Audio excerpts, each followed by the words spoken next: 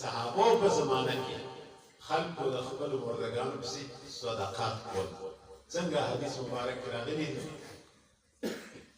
چې یو صحابي رضی الله تعالی عنه مبارک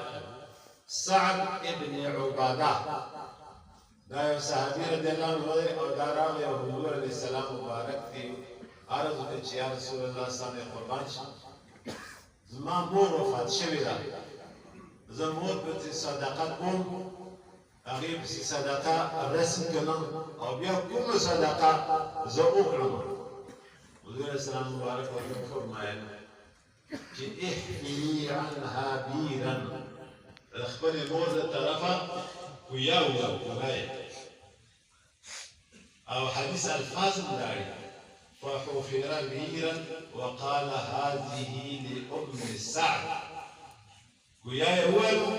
او وی چې دا د ام سعد لپاره شو اوس ته وی چې پلانکي بابا نومه واخیسته د سعد مور نومه واخیسته دا مشرک شوی خیراتونه په څوکۍ د الله په نوم یې کوي ام سعد نامه پکې چکته راغله